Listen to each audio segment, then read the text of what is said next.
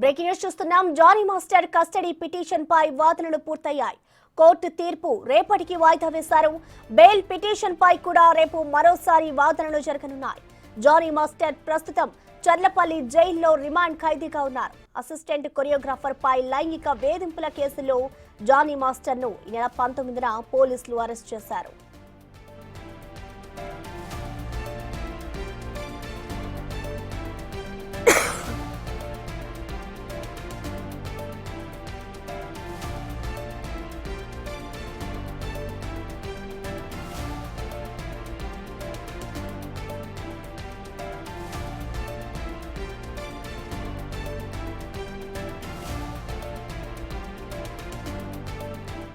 Johnny master custody petition పై వాదనలు పూర్తయ్యాయి. Court తీర్పు రేపటికి వాయిదా వేసింది.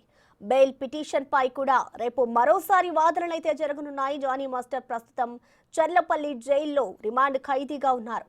అసిస్టెంట్ కొరియోగ్రాఫర్ పై లైంగిక వేధింపుల కేసులో జానీ మాస్టర్ ను ఈ నెల 19న పోలీసులు అరెస్ట్ చేశారు.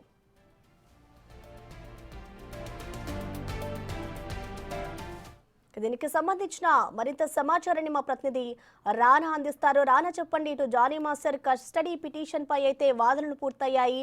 దీనికి సంబంధించి తీర్పును కూడా కోర్టు రేపటికి వాయిదా వేసింది. అసలు ఈ రోజు వాదనలు ఎలా జరిగాయి రానా? నిన్న పోలీసులు 5 రోజుల పాటు కస్టడీకి కోరుతూ కోర్టులో పిటిషన్ వేయడం జరిగింది. దానిపైన వాదనలు ఇవాళ జరిగిన తర్వాత ఇరుపక్షాల వాదనమైనటువంటి కోర్టు రేపటికి తుది తీర్పును వెలువడిస్తున్నట్టుగా రేపటికి వాయిదా వేసినటువంటి పరిస్థితి కనపడుతుంది. దానితో పాటు ఇప్పటికే బెయిల్ పిటిషన్ కూడా రేపు కోర్టులో వాదనలు వినిపించబోతున్నాయి. దాంట్లో బెయిల్ పిటిషన్ విషయంలో రేపు బెయిల్ వస్తుందా లేదా కూడా ఒక సందిగ్ధం. అయితే రేపు కస్టడీకి ఎన్ని రోజుల పాటు అనుమతి ఇచ్చే అవకాశం, అదొక ఆసక్తికరమైన పరిణామం చెప్పుకోవచ్చు.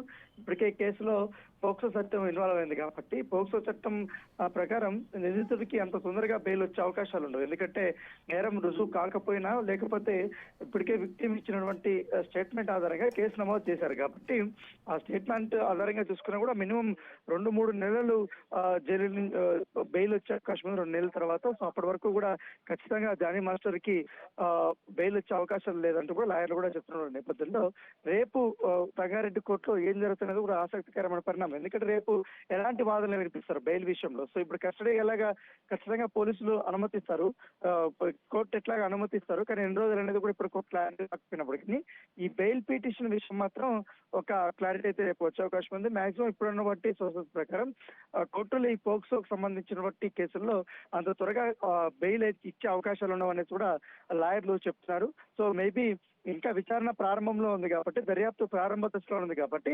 ఖచ్చితంగా ఈ సమయంలో నిందితుడికి బెయిల్ ఇస్తే ఈ కేసును రూపుమాపే అవకాశం ఉంది, పైగా పక్కదారి పట్టే అవకాశం ఉంది అనేది కూడా భావిస్తారు. కాబట్టి ఖచ్చితంగా కూడా బెయిల్ పిటిషన్ ని కోర్టు రిజెక్ట్ చేసే అవకాశాలు ఎక్కువగా ఉన్నట్టుగా సమాచారం అవుతుంది. అయితే వీళ్ళు ఇప్పుడు కస్టడీ పిటిషన్ విషయంలో మాత్రం ఈ కస్టడీకి కోర్టు ఎన్ని రోజులు అనుమతి ఇచ్చినా ఖచ్చితంగా కూడా చాలా కీలకమైనటువంటి అంశాలని బయటపెట్టే దశలో కూడా ఉన్నట్టుగా మనకు సమాచారం అవుతుంది. Right, thank you Rana.